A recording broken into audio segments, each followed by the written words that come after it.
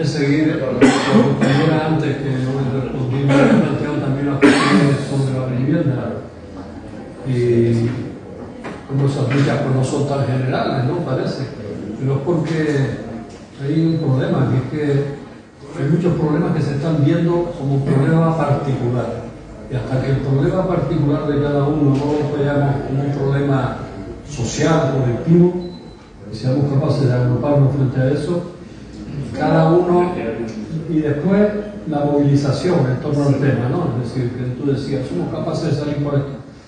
Se está produciendo ese proceso fatídico, que no es fatídico porque sea así, porque viene inexorablemente, sino llega porque así lo han decidido quienes tienen capacidad para convertir viviendas en viviendas vacacionales, porque tienen varias viviendas, ¿no? Yo no criminalizo en absoluto, yo que sea una persona que se ha pasado su vida ahorrando y tiene una segunda residencia o incluso una tercera. Muchísima gente que yo conozco, ¿no?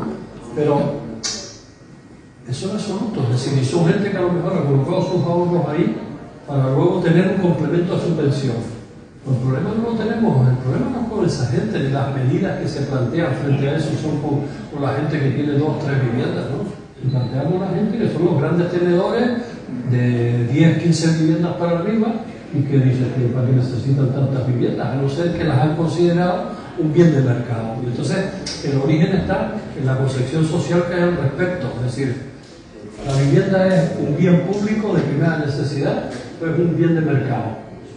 Si las leyes dictaminaran que es un bien público de primera necesidad, no tendría por qué ser objeto de especulación. ¿Qué pasó?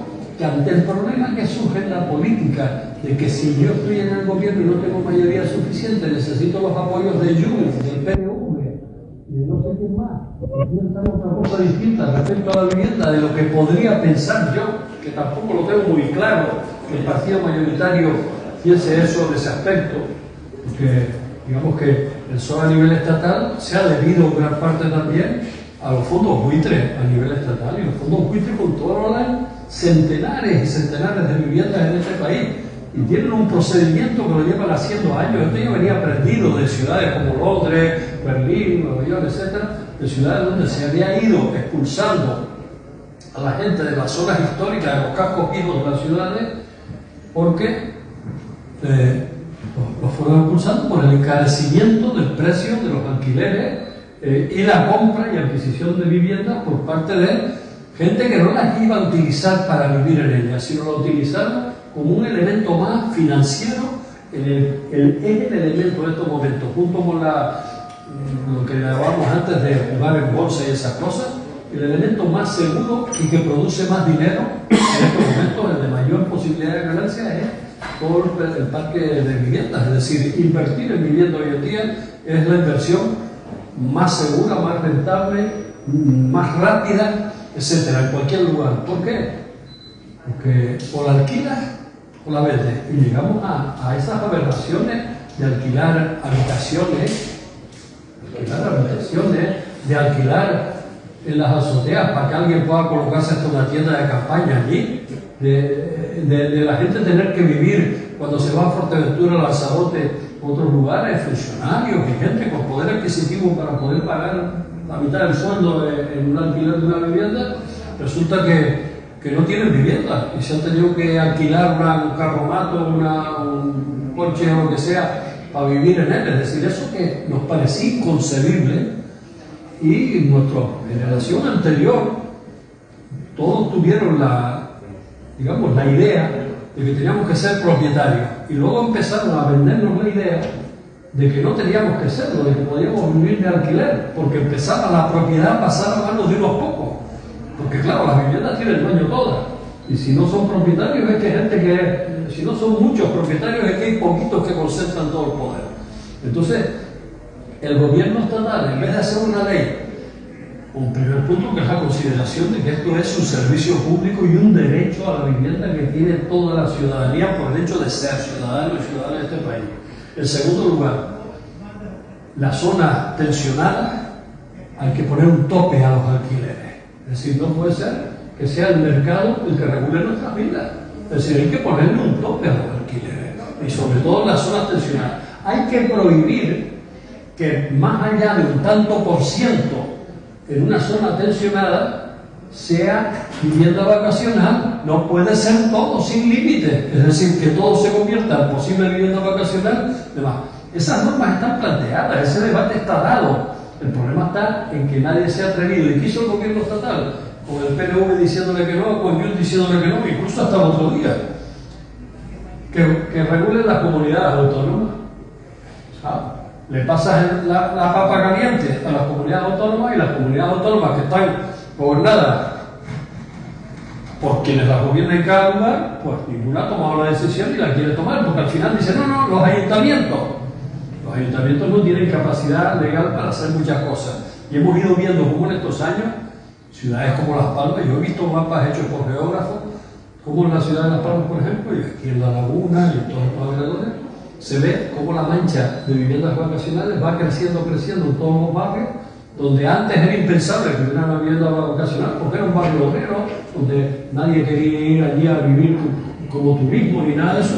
Cualquier lugar ya hoy se ha convertido. Huevas, tenemos Huevas ocupadas por un montón de guiris en ese sur, en nuestros barrancos, que las anuncian y las alquilan en los barrancos.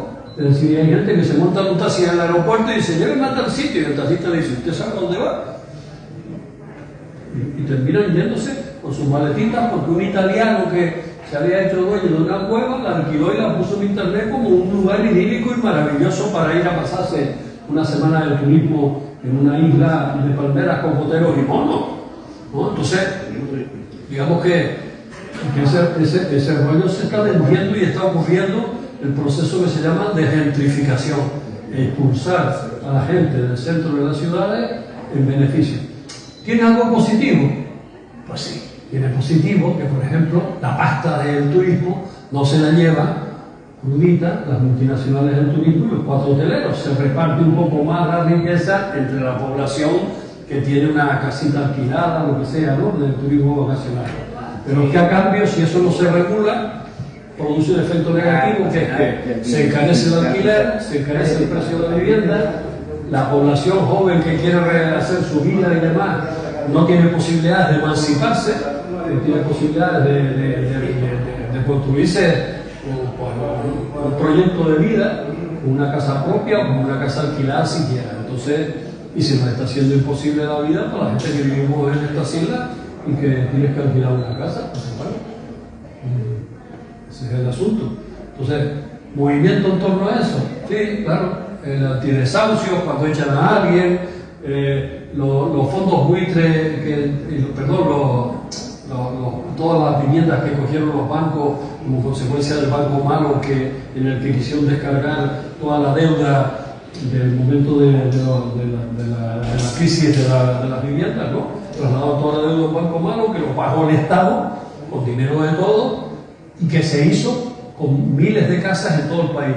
Pues resulta que el gobierno no ha querido meterle mano a esas viviendas que son pagadas con fondos públicos y mantenidas con fondos públicos, y no se las ha querido meter mano. Mire, yo participé en el Parlamento en el asunto del plan de vivienda 21-27. Y nuestra propuesta siempre exigiendo era, ¿por qué no cogemos las promociones de vivienda que con la crisis de la construcción del 2008, 2009 y tal, quedaron a media, pero que están casi a punto de terminar, que no llevan un proceso de 5 años, desde que empiezas hasta que termina, lo mínimo son 5 años, normalmente en cualquier municipio que quiera hacer una vivienda? ¿Por qué no se compran esas viviendas a los propietarios? Se les ayuda al empresariado que se fue a la ruina con ese tema porque las dejaron a media. Construyes viviendas en un corto espacio de tiempo y las ofreces como viviendas públicas sin venderlas jamás, que sea otra cosa. Es decir, no tenemos parque público de viviendas. ¿Por qué? Porque las leyes anteriores facilitaban que tú entrabas allí y con el paso del tiempo te convertías tal, y después tú las realquilas, las heredas tus no sé quién. No, perdone, esa casa se puede dar en un determinado momento con unas normas. Entonces, habrá otra gente en este momento que a lo mejor tiene más necesidades y hay que entregárselas y hay que ofrecérsela con calidad. Pero no hay parque no existe. Y en Canarias el parque de viviendas es escaso. Lo que no más tienen cantidad de viviendas son extranjeros comprando. Los bancos, los fondos de inversión inmobiliaria, Cedebat, el Banco Humano, las grandes cadenas hoteleras y promotoras, los hoteles que se ponen a criticar a la donde son los que y las administraciones públicas. Sí, claro, o sea, CaixaBank, Blackstone, Cedebat, Banco Santander, todo Capital Medio, BBVA y Multicenter. Claro, pero por ejemplo, no existía un censo de viviendas en Canarias, de viviendas públicas. Hacienda tiene detectado unas 155.000 viviendas vacías en Canarias, que no están vacías. No están vacías, lo que pasa es que no declaran Hacienda, entonces la tiene detectada como vacías. Muchas de esas viviendas se construyeron con el boom inmobiliario para mantener los precios, basándose en los beneficios RIC. Los beneficios de la Reserva de Inversiones Canarias te posibilitaban a ti como empresario que lo que tú tenías depositado por no haberlo pagado como un impuesto del 95% o hasta el 95% del impuesto de sociedades, lo pudieras después invertir en algo apto para RIC. Recuerdo un montón de anuncios por ahí que decían pisos aptos para RIC, es decir, porque tú podías coger dinero de eso y tener propiedad de piso. ¿Qué pasaba con esos pisos? Los construías tú, pasaban a tu propiedad hecho con dinero que te habían perdonado del erario público que no lo ingresaste, y le ponías muy amiga al piso, porque así mantenías el precio de la oferta y la demanda, el precio de la vivienda. Y entonces acumularon montones de pisos que luego muchos de ellos se han transformado en viviendas vacacionales que no cotiza Hacienda. Y por eso la Hacienda española dice que hay 155.000 viviendas vacías en Canarias, cuando yo dudo que haya 20.000 o 25.000 como mucho. O sea, más de 100.000 que están ocupadas, pero con dinero fraudulento, sin cotizar. No era eso para entrar en ese tema. Vamos a entrar a otro tema, si les parece. Vamos a ver. Yo en esta segunda parte quería hablarles de una cuestión que a mí me parece fundamental. Y que, claro, a veces cosas que son más teóricas o que nos parecen como más lejanas, no las defendemos con tanta calidad y con tanto ímpetu como las cosas del comer, como las cosas de cada día. Y lo digo por mi experiencia y mi relación con muchos compañeros y compañeras que han sido representantes públicos en ayuntamientos y en lugares determinados por ahí, y que estas cosas me parecían como una cosa menor. ¿Por qué? Porque eso no es tan popular el debate sobre ese tema. Yo quería hablar de la calidad de la democracia. Y una democracia, la nuestra, tiene todavía muchas imperfecciones y hay que avanzar en ellas. Esa es otra de la labor ciudadana, exigir que se vayan recogiendo derechos en la Constitución, avanzar. Entonces hay dos asuntos, uno de última hora, los dos son de última hora, pero uno de reciente, que es el debate sobre la prioridad nacional, que como consecuencia de eso el partido que lo ha propuesto, que es Vox, ya el PP lo está empezando a asumir y ya le está dando votos a Vox en las encuestas para asumir. ¿Por qué? Porque entra dentro del sentido común. Su propuesta entra dentro del sentido común, es decir, ¿a quién no le gusta ser el primero y el mejor atendido? A todos. ¿Estamos malos? Mira, no me tengan demasiado tiempo esperando. Tengo que ir a una cola para recibir alimentos. Yo primero, si es posible. Es decir, en el fondo a todos nos gusta que nuestras demandas primarias se nos atiendan.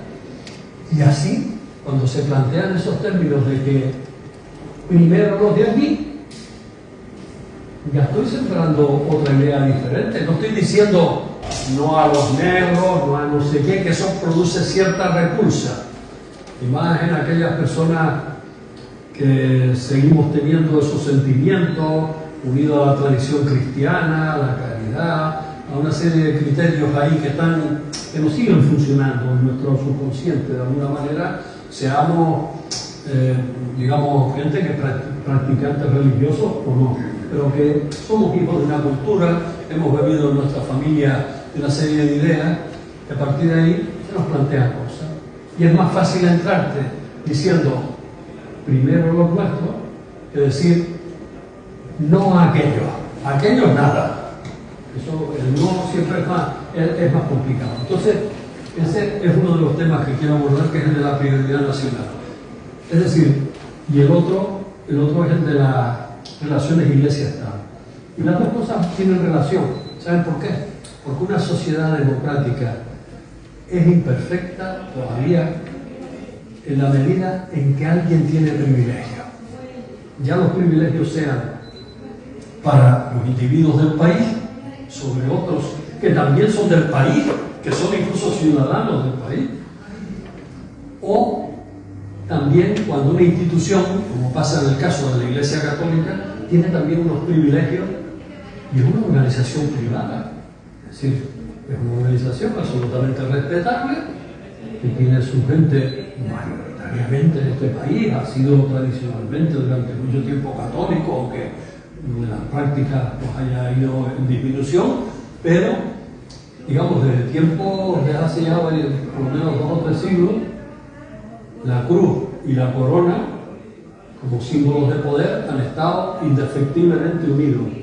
Había un amigo profesor de Derecho de la Universidad de Córdoba que dice: la Iglesia y el Estado han estado cosidos por el bolsillo, es decir, unidos por intereses concretos en ese aspecto, ¿no? Entonces esos son los dos temas que quiero abordar. El primero es el de la prioridad nacional. Bueno, simplemente para empezar, les voy a decir que lo que voy a parafrasear es un artículo que ha escrito un amigo de la Universidad de León, un catedrático de educación y miembro de Europa Laica, con el cual estuve reunido hace un par de semanas, y me mandó este artículo que había escrito sobre este tema. Él lo escribió y dice nacional, con la Z, o una Z de nazi. Dice lo de la prioridad nacional. Entonces, el artículo viene precedido por esta foto de Europa Press, donde una chica que presumiblemente sea latinoamericana, por lo menos así lo plantea, pues dice: aquí nacimos y aquí seguiremos, ¿no? Como una manera de reivindicar. Y comienza relatando una historia de una señora enfermera, que su hijo y tal, y que va ya cansada, va a decirle al patrón en el lugar donde limpia y tal, que no va a seguir trabajando, porque ese día su hijo le ha traído en su mochila una nota hecha por el ayuntamiento de ese pueblo gobernado por la extrema derecha. En la nota dice: prioridad de atención alimentaria, nacionales y residentes de larga duración con 2 años de arraigo acreditable. Los demás ya ni las 2 veces por semana, es decir, se quedan exentos de poder acudir al comedor social. Digamos, una primera consecuencia de un ayuntamiento de llevar a la práctica el concepto de primero los otros, prioridad nacional, primero los de aquí. Entonces, eso se considera una trampa ideológica, ¿no? Y la ha normalizado, por eso la preferencia nacional. Y la fórmula, como dice el camino, dice: la fórmula es tan simple como perversa. En el reparto de recursos escasos, vivienda, ayuda, empleo, sanidad, educación, los nacionales deben ir siempre por delante.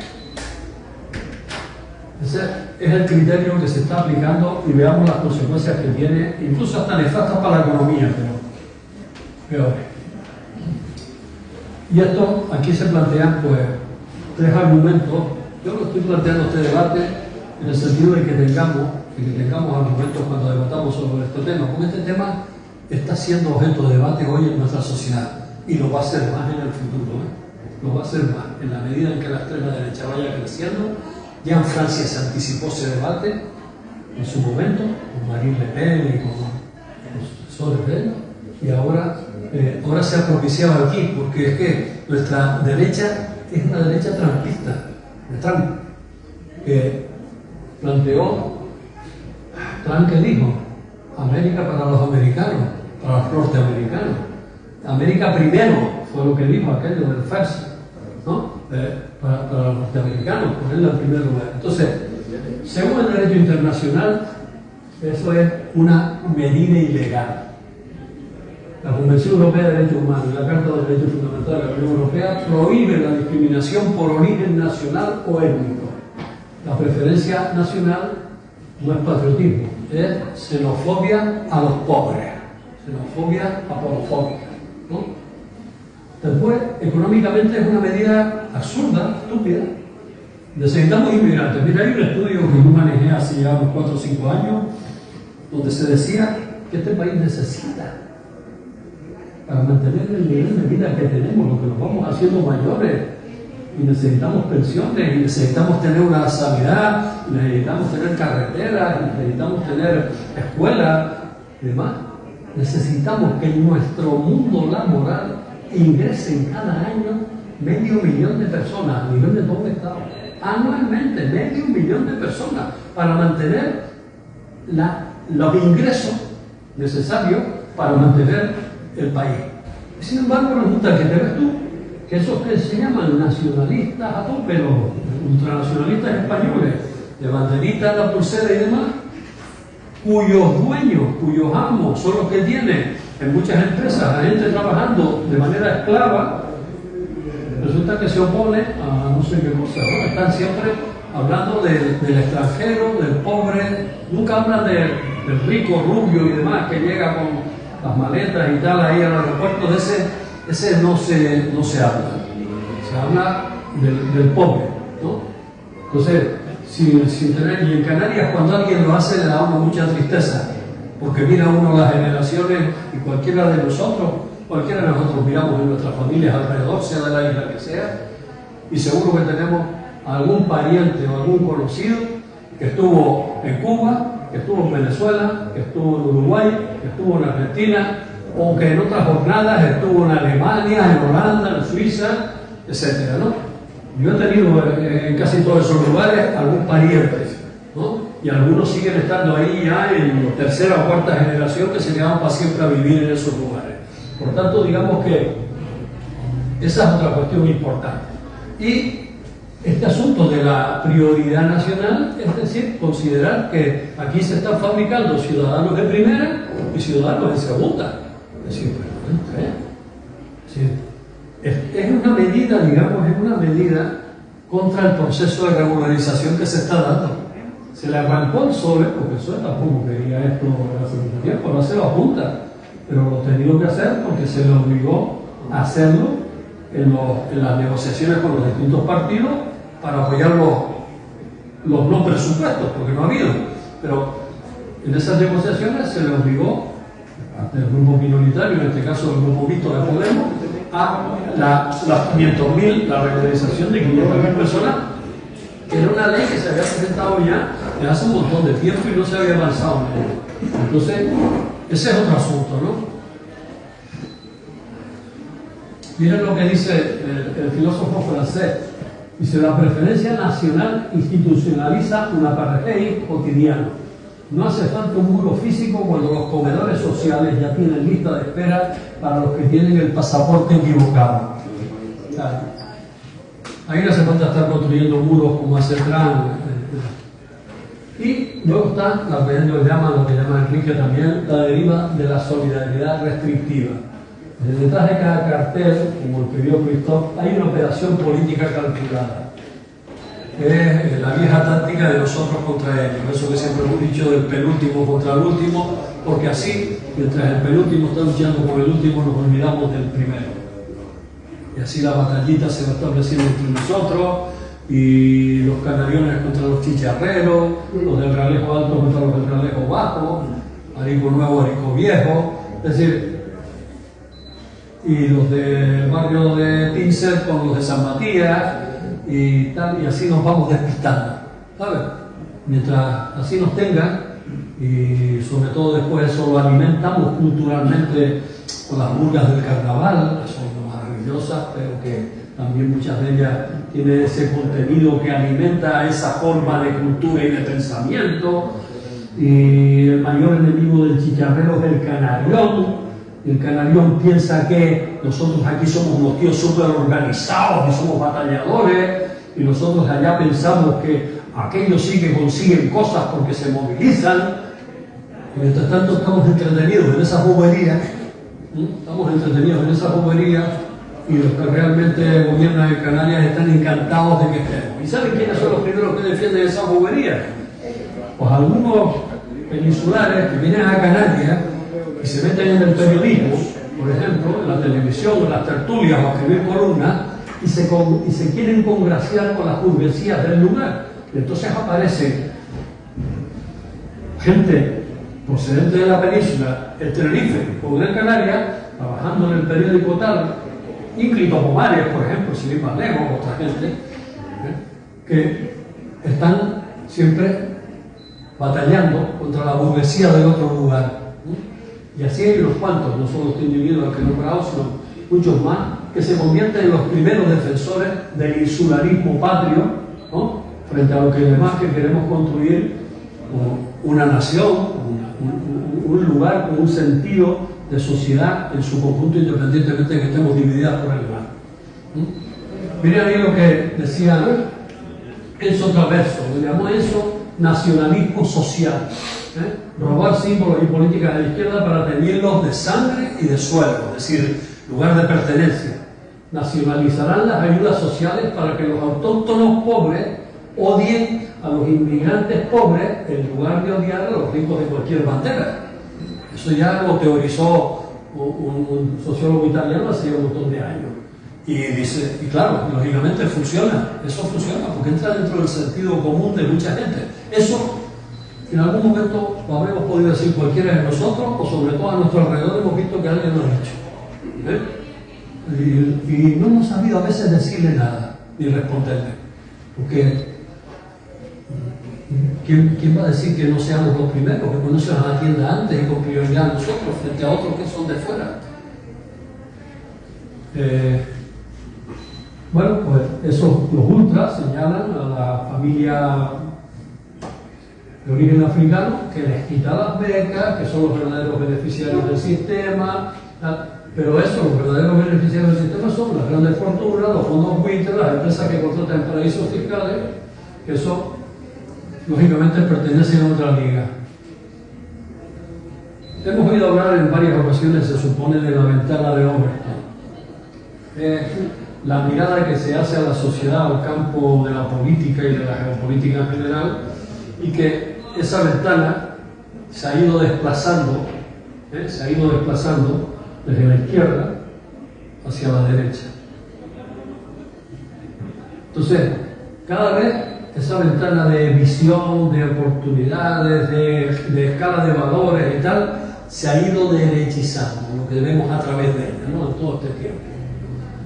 Por ejemplo, ahí ven lo de Santiago Abascal, que hablaba del chiringuito, de los chiringuitos, y luego se montó uno, y ha conseguido que compre el PP, el marco ideológico supremacista, que sostiene que un grupo superior a otro y por tanto debe recibir más y recibirlo antes, ¿no?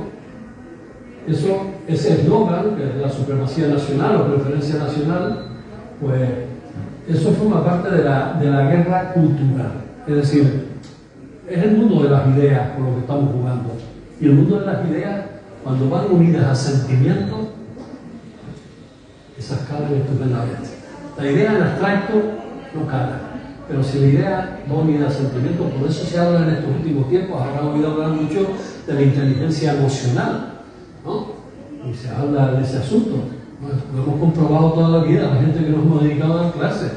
Si tú vas y le llenas una pizarra a un chico de números, copia y la vomita.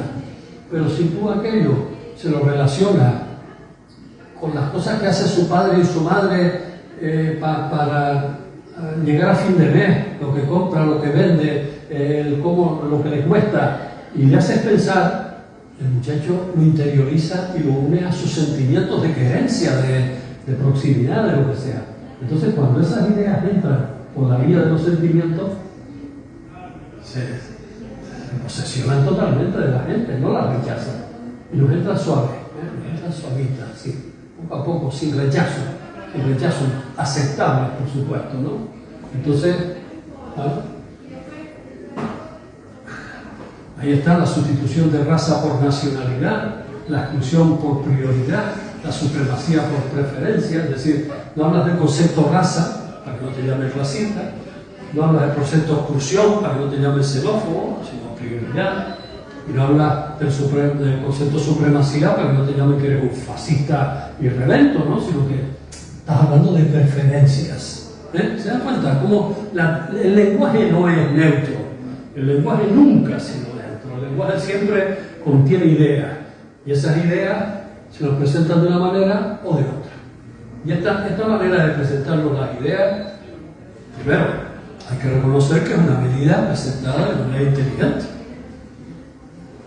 pero es una medida tremendamente peligrosa para la convivencia, para los derechos humanos y para el trato igualitario sin preferencia de nadie. Si todos pagamos impuestos, porque yo proceda de una familia colombiana que vino a vivir aquí y a cuidar de los abuelos de no sé quién, pues resulta que si estoy legalizado y estoy pagando los impuestos, tendré los mismos derechos que tú, que eres de Arico, ¿no? Se supone. O sea, la cuestión está que a quién le interesa que haya tanta gente de manera irregular. A los explotadores, porque así tienen una mano de obra cautiva, a la que la tienen ahí cogida, a los intermediarios de la explotación, a los que vienen con... O sea, todo un negocio de mafia encadenado. Desde el que monta gente en las pateras por 5.000 euros o por 10.000 euros, cuando resulta que un billete de Senegal aquí cuesta 500, en avión, y encima viene así, o 5 o por 10.000 euros, y se muere en el viaje, ¿no? Jugándose la vida. Y como se dice siempre, dice, cuando alguien mete a su hijo en una patera, es porque considera que es más segura que vivir en tierra.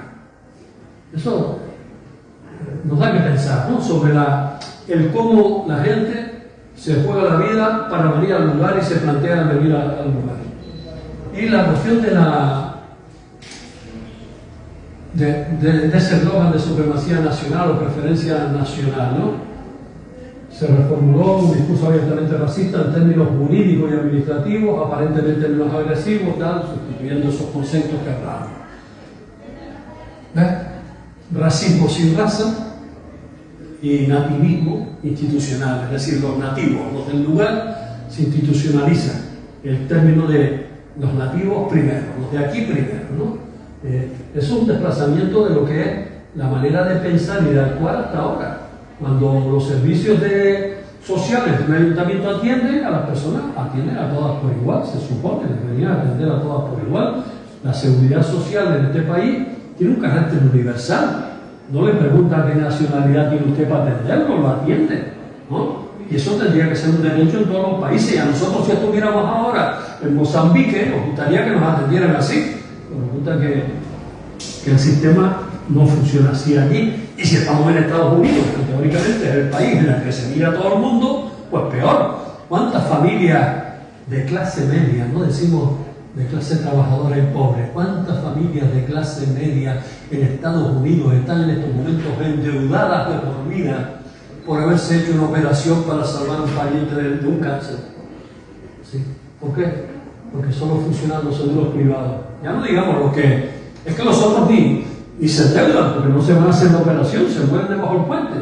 Pero es que aquellos que tienen cierta capacidad para que un banco le dé dinero, no hay una seguridad social como en este país. Por eso a veces, digamos, yo relativizo mucho cuando hacemos las críticas a nuestro sistema de salud o a nuestro sistema de educación.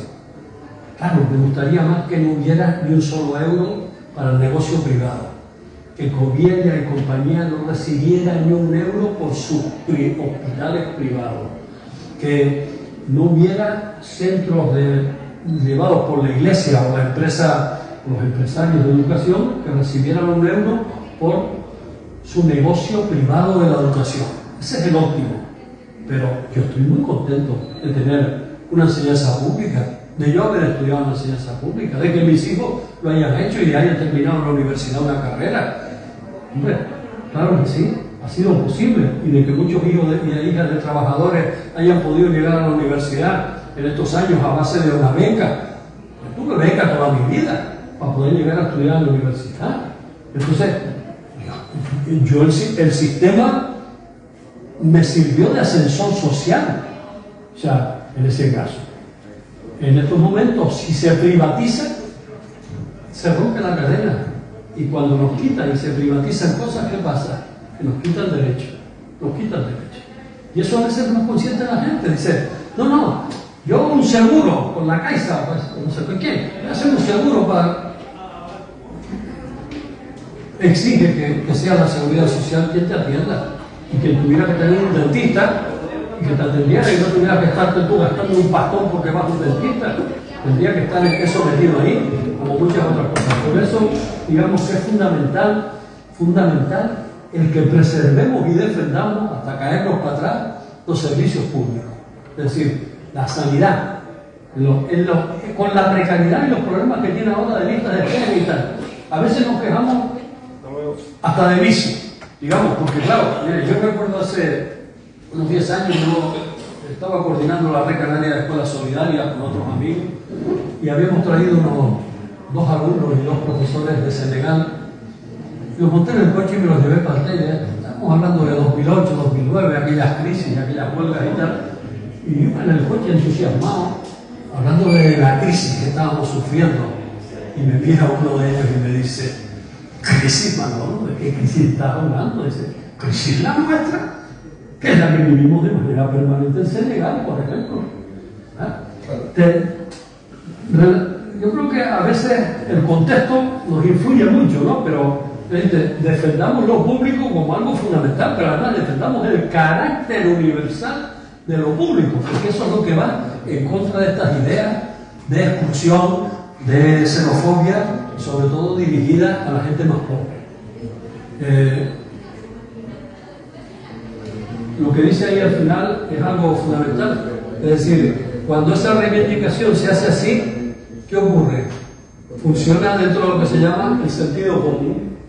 No tenemos que pensar mucho, no tenemos que darle la vuelta a la cabeza, ¿no? Parece como normal, es lo que se llama el sentido común.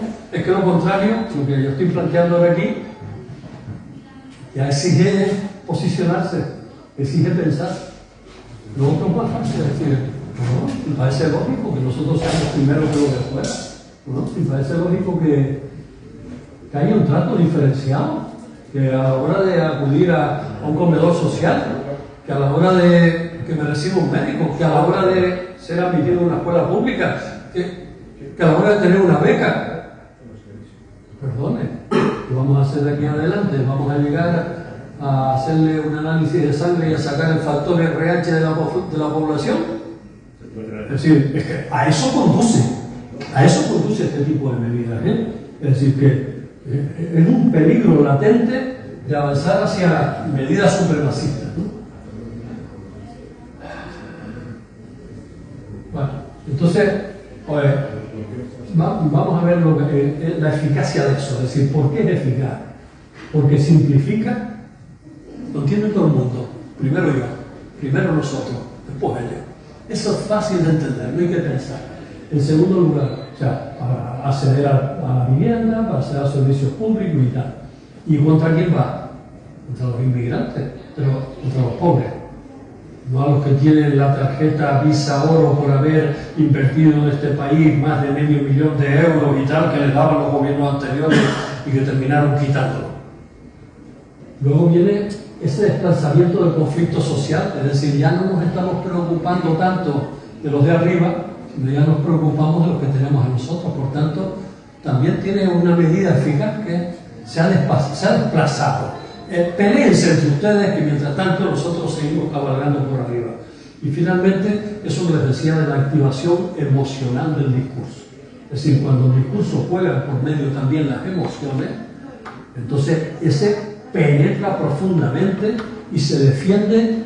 Bueno, las peleas de las cenas de Nochebuena y fin de año, muchas de ellas este año van a ser por este motivo posiblemente. Es decir, cuando nos encontremos con algún familiar que va a estar defendiendo esas posiciones, ¿no? Que suele ocurrir a veces en esas cenas de encuentros familiares donde alguien siempre vendrá a defender esas ideas. Sí, no quería definir el término, pero sí. Pero bueno, por otro lado, no se trata solo de la posibilidad de aplicación real, sino de definir la agenda pública. Es decir, estamos hablando de eso aquí, hoy. Si no lo hubieran sacado, no estuviéramos hablando de este tema. Pero que ustedes ponen las tertulias, están hablando de este asunto. Y que si Juanma Moreno en Andalucía ya admitió tal término, y que si Vox en no sé qué otro sitio ya logró que el gobierno de la autonomía aquella firmara eso, que si el ayuntamiento tal que gobierna el PP ya se está poniendo la medida esa para los comedores sociales, si se han metido en la agenda pública. Eso es una habilidad. Meter una cosa en la agenda pública cuesta dinero para los que quieren meterla. En este caso, pues no. Introduce elementos de legitimidad, la nacionalidad frente a los derechos universales, desplaza debates estructurales como de la desigualdad social, la falta de fiscalidad progresiva, etc. Nos dedicamos a debatir de esto y no de las otras cosas, y se reconfigura lo que hasta ahora parecía que no se podía, que no se debía decir, que no era políticamente correcto hablar de eso. Estamos atreviéndonos a hablar de eso porque la derecha está hablando de eso abiertamente. Esa derecha antes no se atrevía a decir esas cosas. Porque otra cosa, a lo mejor les saltaba a algunos obispos o a alguna gente hablándoles de la caridad cristiana, de no sé qué, de tal, y los frenaba. Ya no, ya han perdido la vergüenza totalmente y ya van a tiro hecho, ¿no? A defender frontalmente sus ideas, porque saben que eso es un caladero de votos entre la gente, porque está en el sentido común. Es decir, son dispositivos, como se dice, de hegemonía cultural, de lo que hablábamos antes cuando en la charla anterior del tema de invadir lugares y poseerlos. Si además posees las mentes de la gente, ya está todo hecho. Y sobre todo está ese asunto ese de la ambigüedad. Es decir, yo no hablo de odio, no hablo de tal otro tema. Yo, si quieres, mira, las diapositivas, si quieres te las dejo todas. Se quedan aquí para que ustedes las tengan. Las de la anterior charla, que no ni las vieron, y esta que las están viendo para irlas siguiendo un poco. Las dos. Entonces, pues bueno, dice, cuando siempre nos dicen desde la política, los recursos son limitados. Son limitados, ¿verdad? De acuerdo. No es infinito, lo que se recauda no es infinito, tiene unos límites. Y se dice hay que gestionarlos adecuadamente. Y se nos ha vendido siempre, que está también interiorizado mucho en las mentes, de que la derecha son unos gestores maravillosos y la izquierda somos unos botanates, que no nos ha sabido gestionar. Esa es una cosa que está interiorizada mucha gente, de que la derecha con su corbata, su rollo, su seriedad, el ser el perfil empresarial, el no sé qué, son mejores gestores. No digo una palabrota porque no la suelo decir, pero en fin. Es decir, no son mejores gestores. Porque se ha demostrado en muchísimas instituciones que la corrupción que ha traído consigo la presencia tanto del PP como del PSOE, como de gente de Vox también donde ha podido estar, ha quitado de lo público, mediante la corrupción, todo lo que han podido y más. Han saqueado lo público, ya lo estamos viendo en los tribunales. El sitio de gestores, para ellos. Entonces, cuando se nos dice los recursos son escasos, pero vamos a establecer prioridades. ¿Qué prioridad le das tú a la sanidad? ¿Qué prioridad le das a la educación? ¿Qué prioridad le das a los cuidados? ¿O prefieres repartir dinero para hacer la feria de Fitur o para atraer turistas de no sé dónde? O sea, entonces tú dices, no es la economía la que decide sobre la política. Tendrían que ser los políticos y la ciudadanía participando de los procesos los que decidieran sobre qué se hace con el dinero que se tiene. Es decir, y claro que es una cuestión de prioridades. Cuando se dice, es que no hay dinero para educación, pero sí hay un incremento del 50% del dinero dedicado al armamento de este país. ¿Y eso por qué se ha convertido de pronto en una prioridad? Porque Estados Unidos nos ha metido en todas las guerras que ha querido y tenemos que crear un mecanismo de defensa y de seguridad. Que le pregunten a los Emiratos Árabes Unidos y a Arabia Saudí, a los países del Golfo, a ver qué seguridad les ha dado el tener la presencia de 16 bases en esos países en estos momentos. ¿Les ha dado una seguridad? No. Por tanto, se lo está replanteando. Incluso esos países que son países de monarquías casi de feudales, donde gobierna un individuo y su familia y son los dueños de todo y saquean el país y tal, esa gente, en estos momentos algunos de ellos se están replanteando si el paraguas ese de seguridad por el cual le daban a Estados Unidos un montón de pasta para mantenerlos allí en sus soldados y ellos no tener ni ejércitos ni armas prácticamente, pregunta que se les ha vuelto en contra. Y ese que te protege hoy, mañana se va a otro sitio donde le paguen más y te deja botado. Entonces tú dices, este es un asunto importante, las prioridades, ¿no? La otra cosa es que no se presenta como un racismo explícito. Ah, fuera los moros, fuera los negros, no queremos tal. No, no. Simplemente los canarios primero, los españoles primero. Es distinto decir una cosa que decir la otra. Entonces, es un nuevo marco ideológico que redefine de alguna manera quién merece una cosa y quién no la merece, ¿no? Quién se hace digno merecedor de tener unos servicios de otros remotos. Y esto configura lo que puede denominarse un Estado racista. Es decir, si esto se lleva a sus últimos términos y sigue avanzando en las instituciones, podemos decir que este país avanza hacia un Estado racista, donde los derechos dejan de ser universales y pasan a ser estratificados en función de la pertenencia del grupo humano al que pertenece, etc.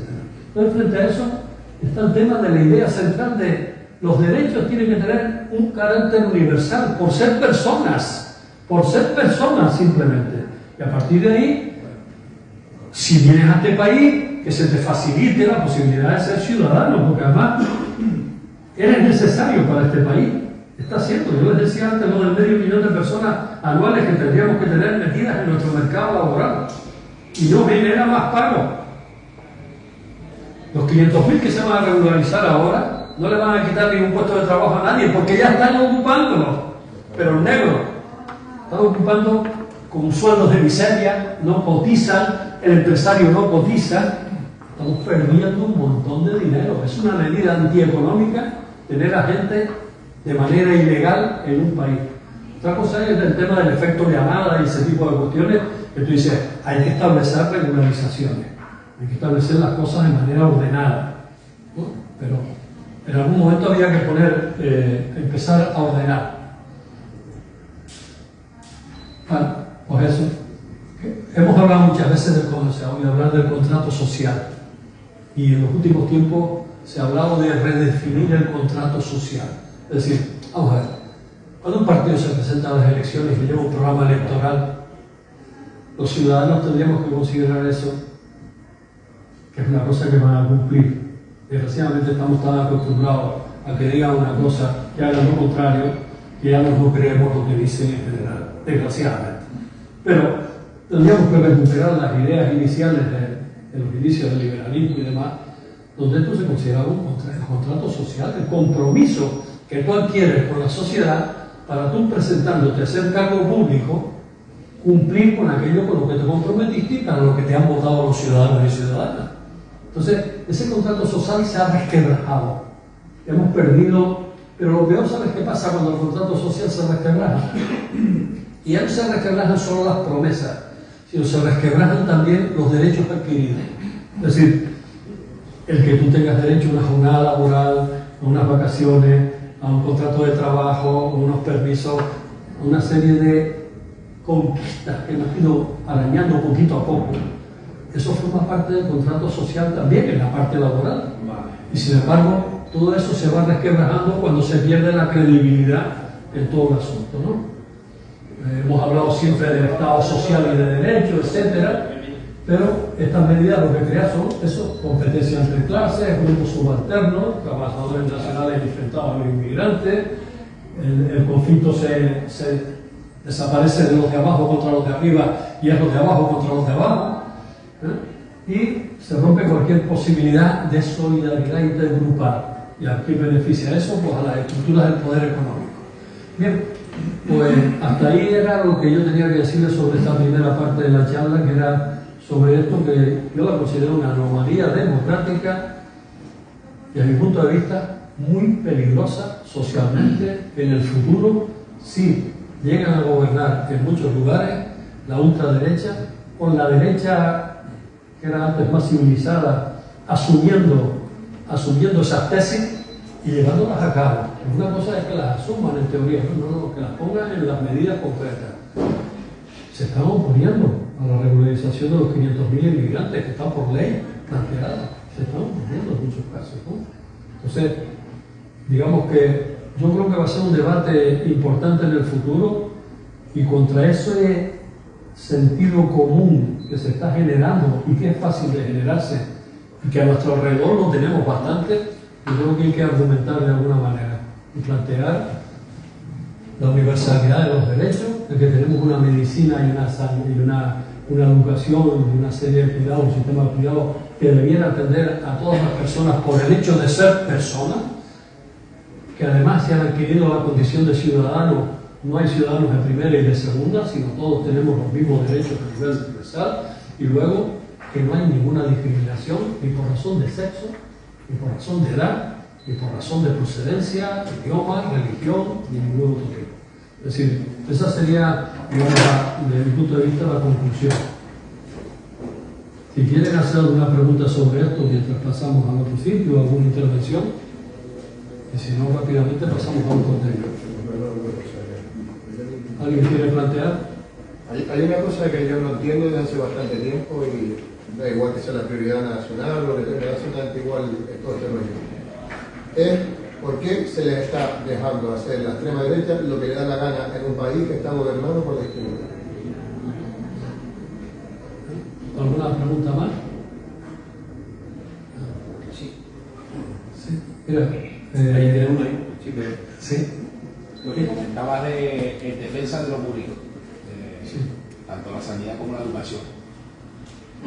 Yo hay una cosa que no entiendo, y es por qué el Estado en muchos casos menosprecia su sistema público. Por ejemplo, los funcionarios y los militares no tienen la sanidad, no es la sanidad pública, sino sanidad privada. No entiendo el por qué. Siendo el Estado no da ejemplo con eso. ¿Alguna cosa más? Pues brevemente las dos cuestiones. Mira, tú planteas que por qué la derecha se le deja hacer. Tenemos que partir, estamos en un sistema democrático, hay libertad de expresión, por tanto, cada uno puede tener la opinión que quiera del rey o del presidente del gobierno o de los algunas están penalizadas y te meten en la cárcel, y sobre todo si eres un rapero, si eres un titiritero, si le están, te terminan metiendo en la cárcel. Otros no, otros defraudan, están allá en los Emiratos Árabes y demás. ¿Vale? La ley no es igual para todos, desgraciadamente, lo que existe, es un primer lugar. En segundo lugar, dice Hitler formó parte del Parlamento alemán y llegó al poder dentro de la democracia, con unas ideas supremacistas que luego las llevó a la práctica, ¿no?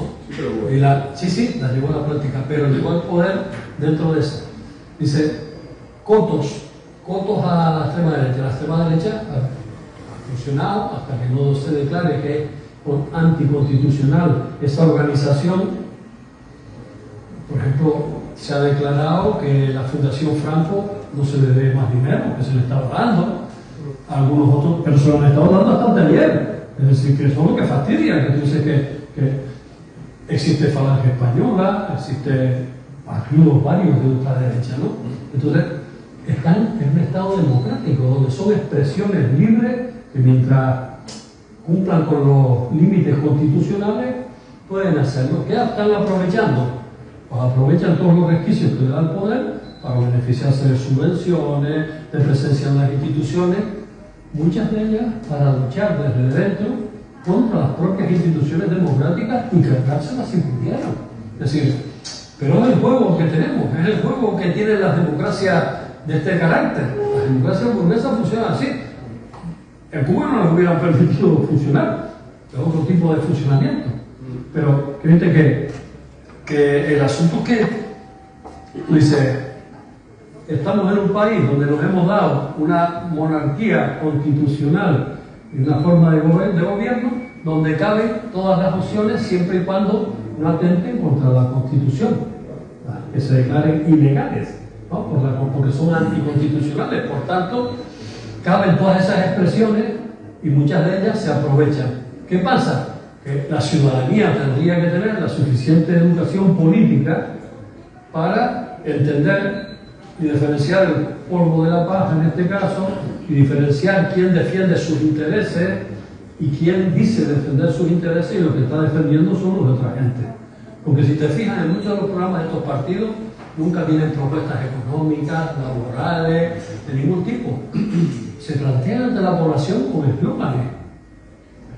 Ahí ves tú la Ayuso en Madrid, ¿no? Y toda esta gente. Dice, ¿qué programa político llevó esa gente? Pero cuando ves la práctica después, ¿qué hacen? Y ahí voy ya con la otra cuestión.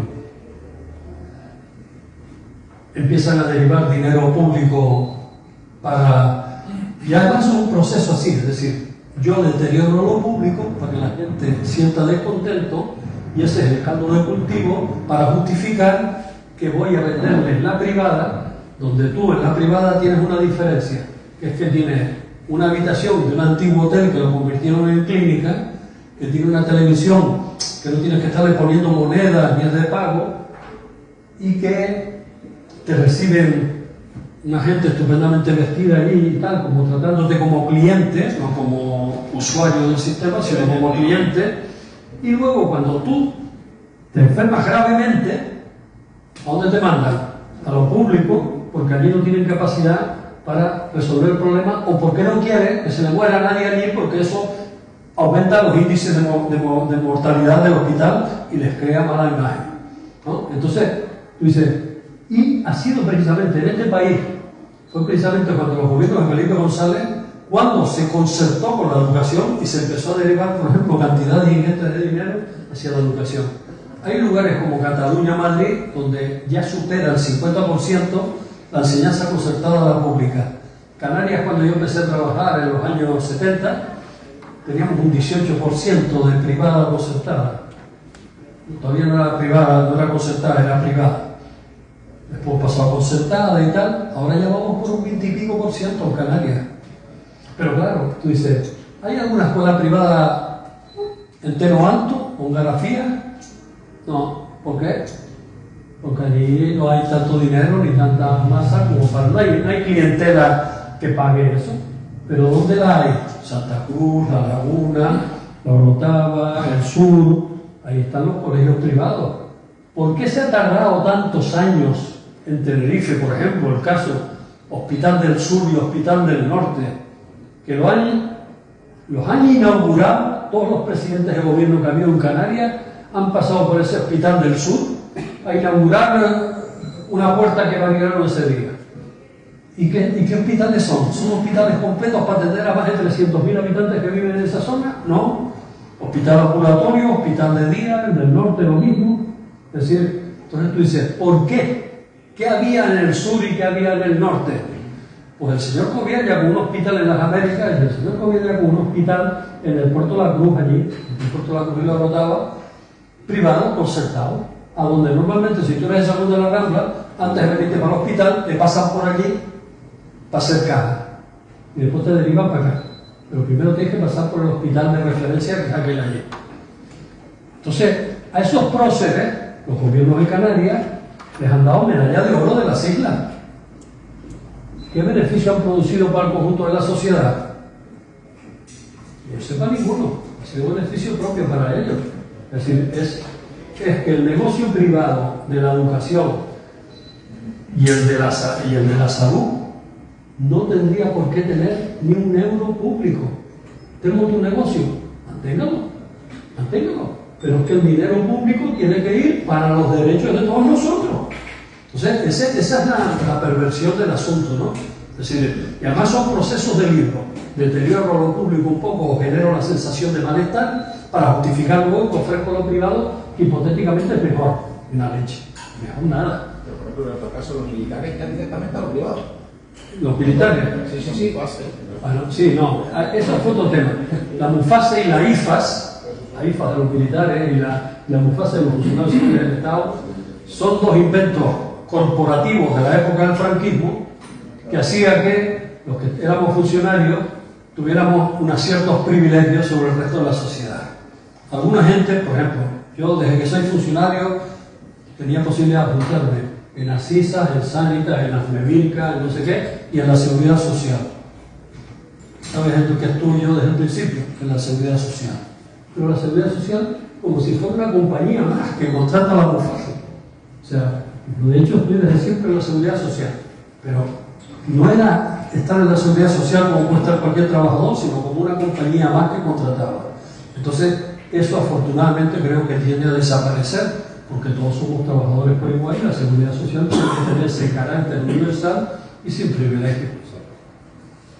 Los militares y funcionarios tenían ciertos privilegios. Mira, los maestros tenían casa cuando iban a dar clases.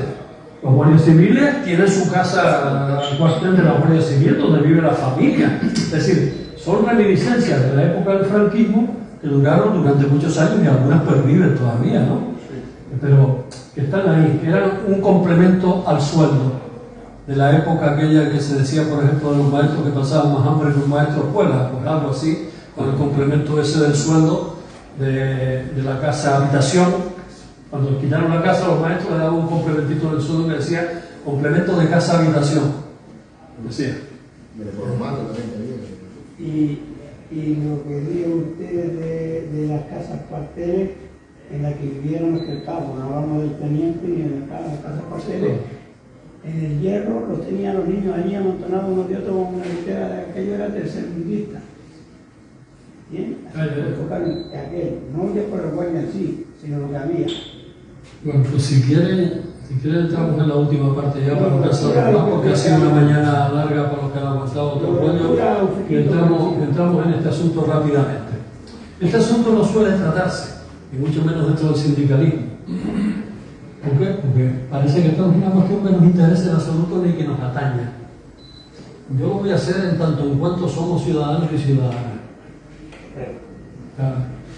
No, desde el punto de vista sindical, dice, esto ni me añade ni me quita, no, como ciudadano y ciudadana sí te añade o te quita. Es decir, entonces,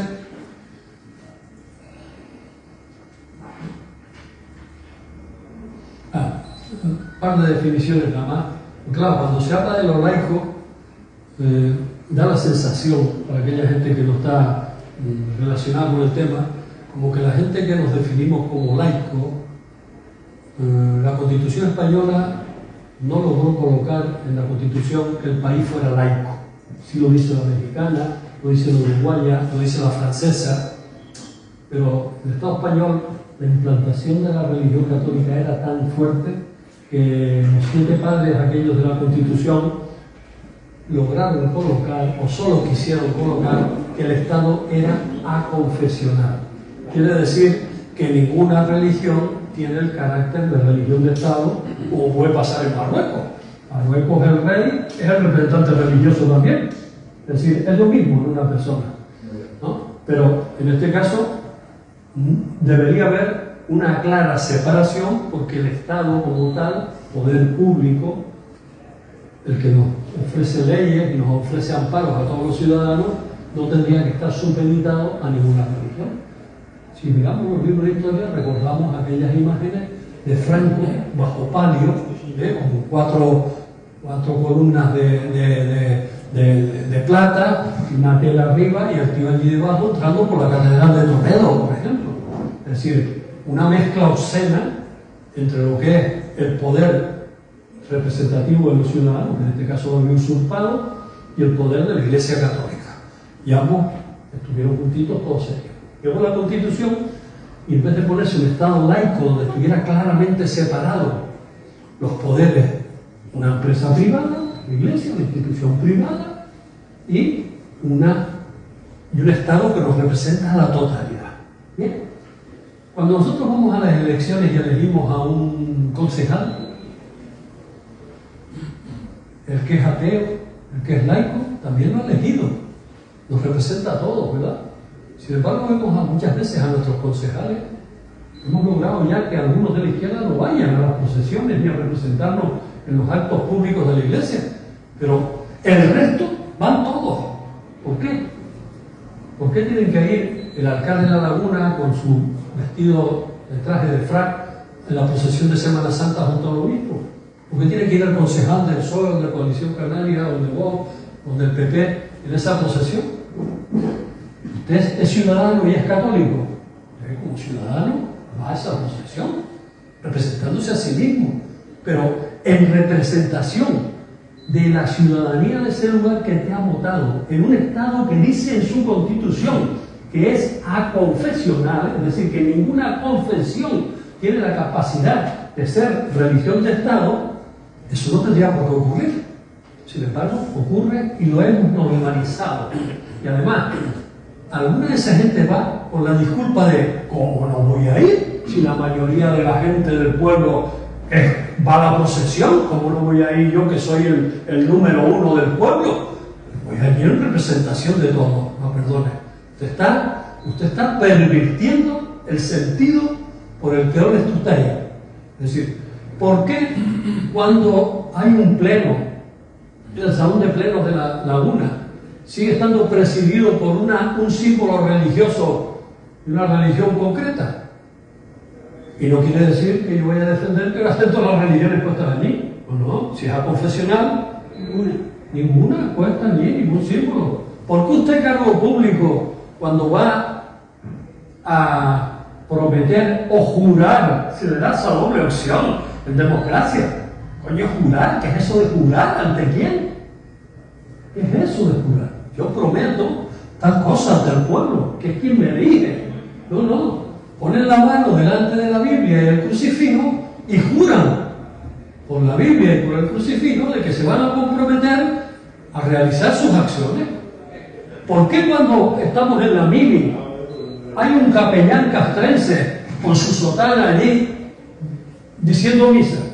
¿Por qué en las universidades, hasta no hace mucho, había capillas con un capellán universitario? Es decir, entonces, ¿por qué en el hospital hay un capellán? Es decir, no, perdón usted, si usted es fiel de la iglesia X, su iglesia a la que usted pertenece le tendrá que ofrecer los servicios para los que ustedes le pagan. Usted, no yo, cada uno debe mantener su asunto, ¿no? Entonces, cuando hubo la transición, se dijo, bueno, la Iglesia Católica tiene un montón de colegios, tiene hospitales, tiene servicios de Cáritas, tiene un montón de cosas, entonces tenemos que dedicar durante un periodo de transición una serie de dinero para mantener esos servicios, ¿no? Porque lo público ahora mismo, con los pactos de la Moncloa y tal, era costoso absorber todo eso, eso es relativo, pero bueno, así lo prometieron. Y entonces la Iglesia se comprometió a que se autofinanciaría. Eso fue en el año 78, ¿no? Estamos ya en el 2026. ¿Saben cuánto dinero se le entregó el año pasado a la Iglesia Católica por pago a colegios religiosos concertados, pago a curas y catequistas, profes de religión en los centros educativos, dinero a través de sus instituciones como Cáritas? El montante global supera los 12.000 millones de euros anuales. ¿Por qué cuando marcamos la casilla en la declaración de la renta, nosotros de Europa Laica decimos no marques ninguna de las dos? ¿Por qué? Pues bueno, porque yo prefiero que mi dinero vaya para el común del Estado, a todos los servicios que hay que tener en el Estado, y que vaya o directamente a la Iglesia, porque yo no se lo quiero entregar, voluntariamente yo no se lo quiero entregar a la Iglesia, y tú eres creyente y se lo quieres entregar, tienes la libertad de hacerlo y la marca. Y si no lo haces porque crees que se lo estás dando a organizaciones sociales, no te estás equivocado, porque es que la mayoría de organizaciones sociales que reciben dinero también son de la misma procedencia. Entonces, por la vía directa de la Iglesia o por la otra vía, en los dos casos se recibe el dinero público por ahí. Y tú dices, es que es muy loable lo que hace Cáritas, es muy loable lo que hace cualquier institución, de las muchas que conozco y en la cual tengo muchísimos amigos.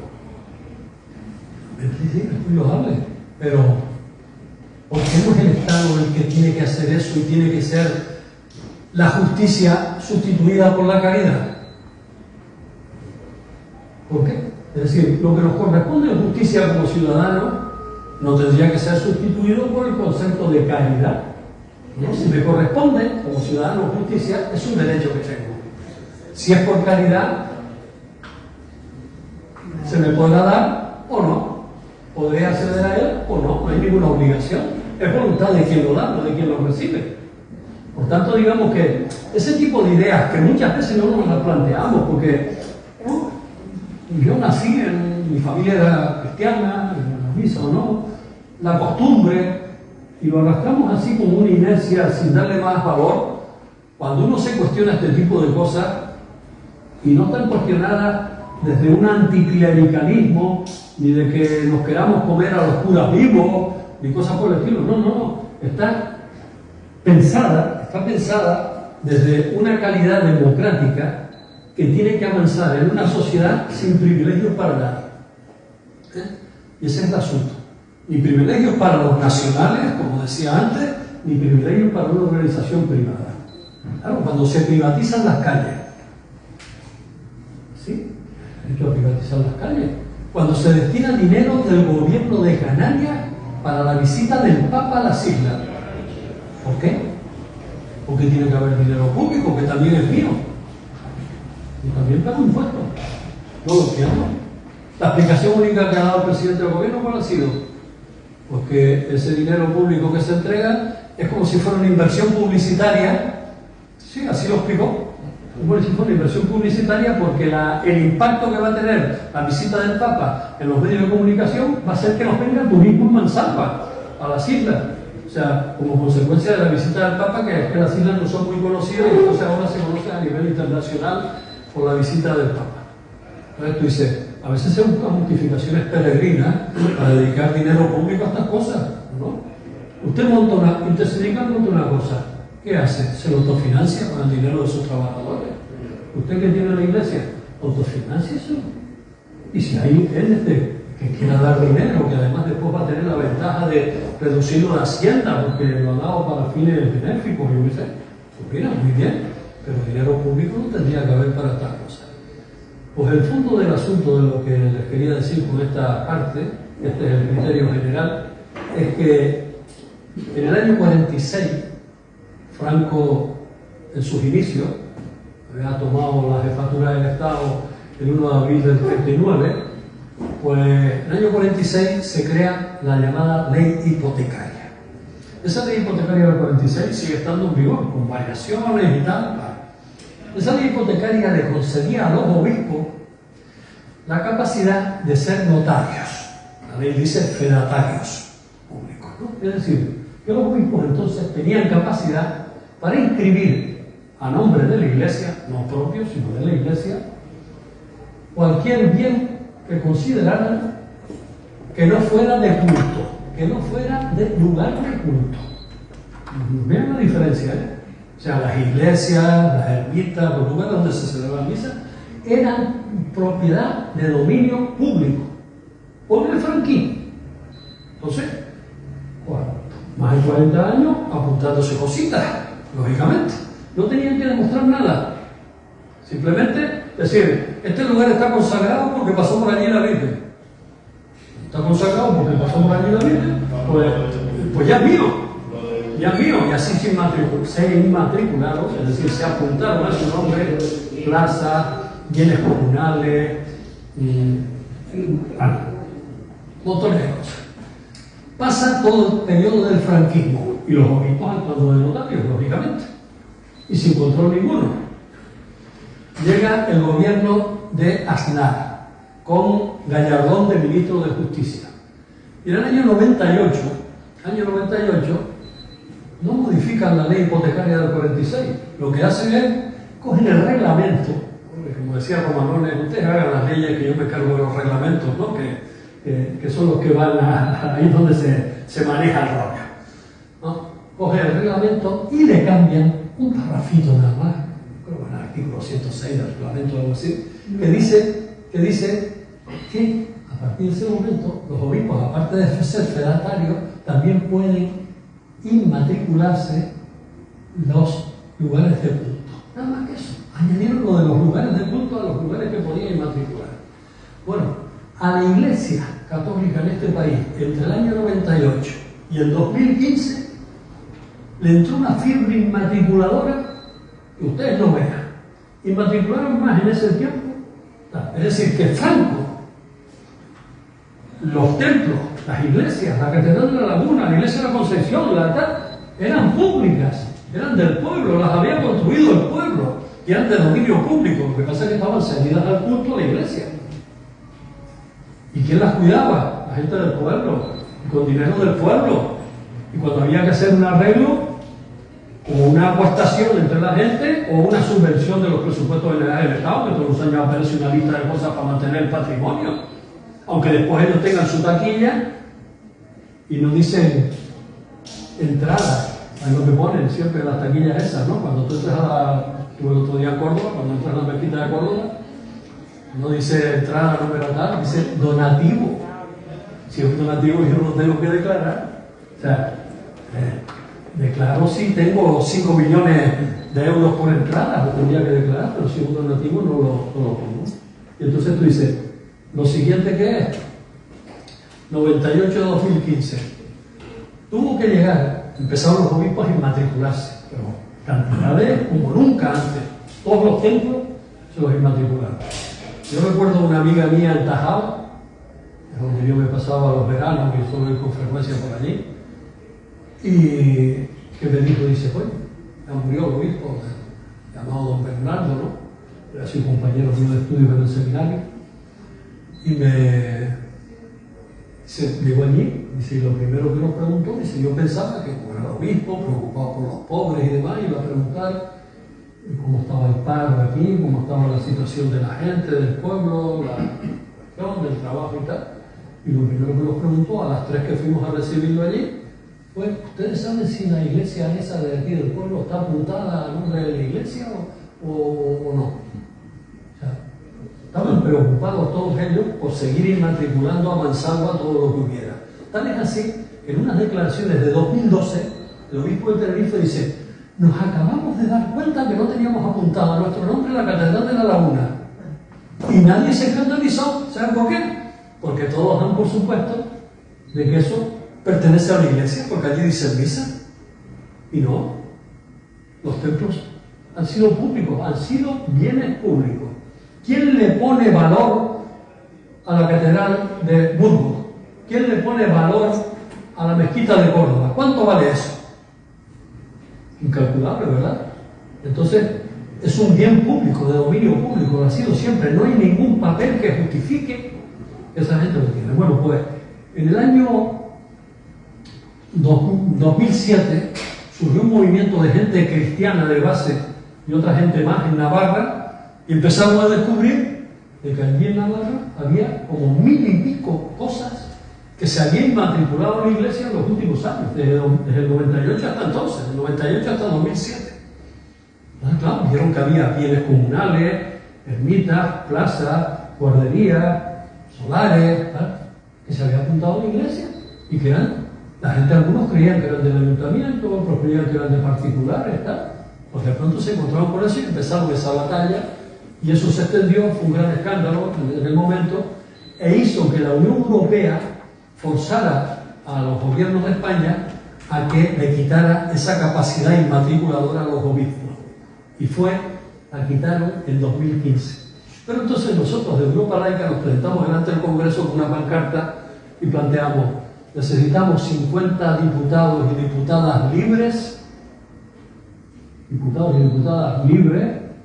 que firmen un recurso de inconstitucionalidad contra esta ley.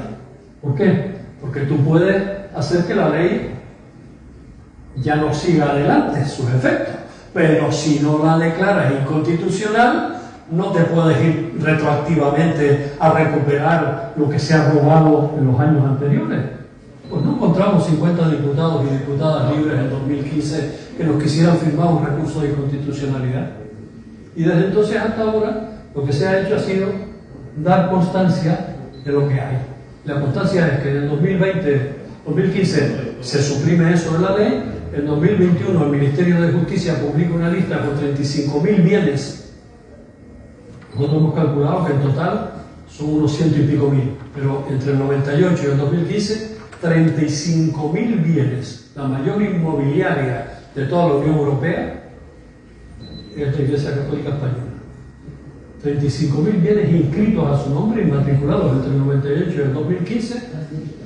Y el PSOE, ¿saben qué hizo? Publicó esos bienes y le dijo a la Iglesia que tenía un plazo para justificar, porque estaban sin documentación. Solamente habían hecho 25 euros por inscribir cada bien. La mezquita de Córdoba a la Iglesia le costó 25 euros por el registro de propiedad. Entonces, ¿qué pasó? La Iglesia dijo, tenemos de 33.500, de unos 1.500 fuera. Y lo ha dado por bueno el gobierno. Dio por bueno eso, que simplemente decía, esto es mío porque lo digo yo, esto es mío porque pasó por allí la Virgen, esto es mío porque lo consagramos un día, esto es mío, sin documentación. Porque si tú vas a inscribirte una propiedad en el registro, tendrás que llevar la compraventa y el registro y la escritura, ¿verdad?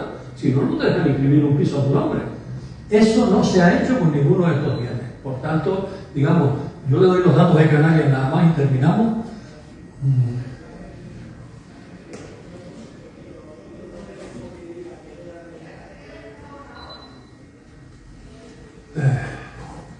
Entre el 98 y el 2015, 532 bienes, de los cuales 407 no tienen certificación. Es decir, es como, yo digo ahora, voy al registro y digo, este local es mío, porque yo estuve aquí ya un día y es mío. ¿Así? Entonces, 256 en la diócesis de este lado de acá, la animaliense, de los cuales de los 256, 208 sin certificación, y 276 en la diócesis canadiense, 199 de ellos sin certificación. Y realmente, La Laguna, por ejemplo, que es el caso paradigmático, tiene 114 inmuebles. Y el ayuntamiento ha reconocido públicamente que el obispado inmatriculó 28 inmuebles, de los cuales 25 no tienen certificación eclesial. Yo he tenido la lista, porque yo le he pedido al ayuntamiento, cuando fui diputado, le pedí a todos los ayuntamientos de Canarias a través del Parlamento que me dieran la lista de bienes exentos de IBI. No fui a por la iglesia, sino fui a ver los exentos de IBI. Usted sabe que hay partidos, que hay sindicatos, que tal, que no pagan IBI. Bueno, de los 88 municipios me respondieron 23. Y de los 23, solo el de La Laguna me mandó el listado. Los demás no me mandó ninguno el listado, sino me dijeron, vaya usted al registro de la propiedad, vaya usted al consorcio de tributos, no sé qué, cosas de ese tipo. Entonces, ahí está, si lo quieren mirar, el registro de la propiedad de La Laguna. Miren, Los Realejos, 24 inmatriculados, Guimar 12, Las Palmas de Gran Canaria 33, Eguise 18, Puerto Rosario 60. O sea que el 76% de las propiedades que la iglesia inmatriculó en las islas del 98 al 2015, el 76%, no hay papeles que justifiquen eso. ¿Y eso qué quiere decir? Que nos quedamos cruzados de brazos, ¿no? Como ciudadanos. ¿No? Eso quiere decir que llevamos una PNL al Parlamento donde se decía el gobierno de Canarias, los cabildos y los ayuntamientos se pongan las pilas, hagan el censo de bienes inmatriculados, pidan la referencia catastral y la documentación y todas aquellas cuestiones que estén ahí, que se le aplique la ley y que se devuelvan a lo público, que se devuelvan sencillamente a lo público. Pues no, a partir de entonces, ¿qué ha hecho? ¿Qué se ha hecho? Cantidad de bienes se están vendiendo, alquilando. Por ejemplo, el edificio antiguo del Colegio La Salle de La Laguna en la calle Carrera. Ustedes se fijan, subiendo a continuación de los edificios que llevan al ayuntamiento a la izquierda, a La Salle. Debajo está lleno de comercio. Allí no se paga IBI. El comercio que está en el lado frente a la calle sí paga IBI. Encantador, ¿no? Aquel no paga IBI porque la propiedad es de la Iglesia Católica. Competencia desleal ya entre comerciantes, simplemente mira. Eso es como un ejemplo, ¿no? Por tanto, yo en este caso, esta información se la doy, yo sé que queda como lejana, ¿qué podemos hacer? O bueno, que si algún día tienen alguna conversación con algún mandatario de nuestros ayuntamientos, le pidan en primer lugar, si ustedes están convencidos de ello, que no deben ir a las procesiones en representación de nadie, sino que vayan ellos a título personal, que no tengan manifestaciones religiosas en lugares públicos, crucifijos y cuestiones, símbolos religiosos, puesto que somos un Estado aconfesional al menos, que tenemos que tener una clara separación entre Iglesia y Estado, y que por favor recuperemos para el bien común lo que es de todos y se lo ha apropiado una organización privada. Nada más.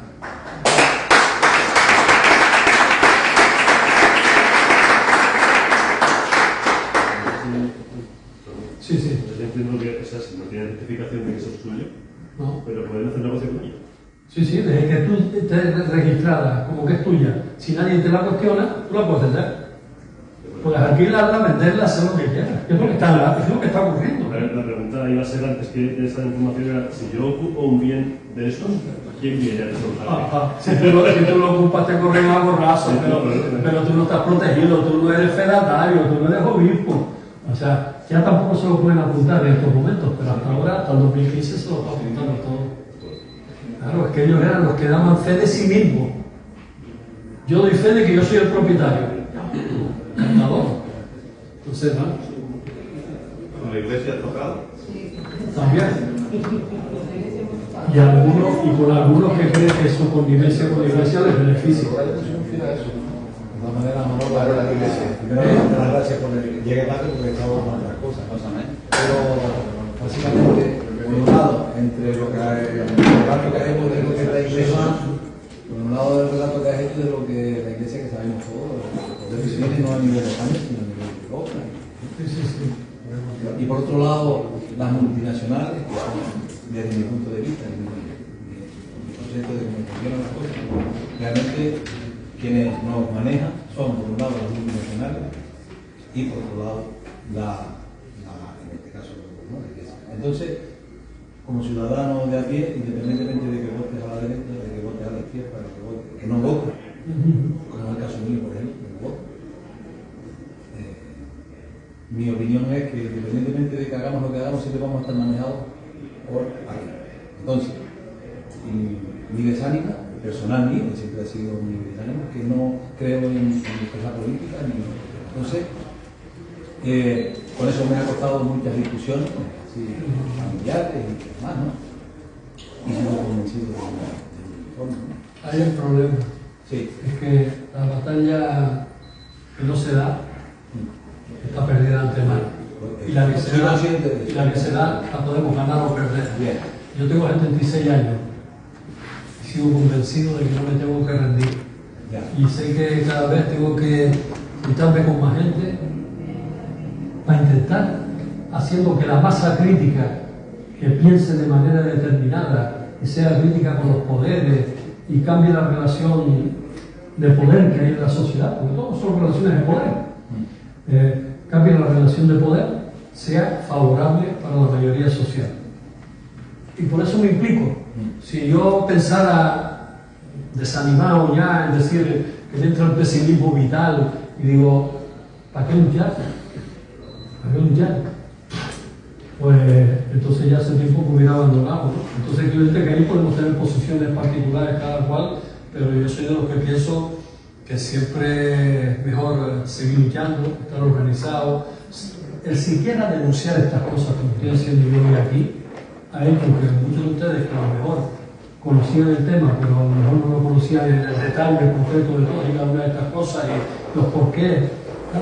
Pues bueno, tengas un argumento mañana a poder debatir con alguien. Pues mira, por eso me doy por contento con el esfuerzo de haber hecho esta charla hoy y que además encantado de haberla hecho, porque pienso que la cuestión es nadie va a transformar el mundo y cada uno aporta un átomo pequeñito en esa montaña que queremos construir y no somos más que eso, un pequeño átomo, un granito de arena en esa montaña, pero claro, si le quitas muchos granitos de arena a esa montaña se va abajo, o sea hay que seguir sumando para que sea mayor.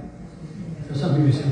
Usted dice de ir agrupados, puedo entender yo que la munición cuando venga sea repartida. También se reparte.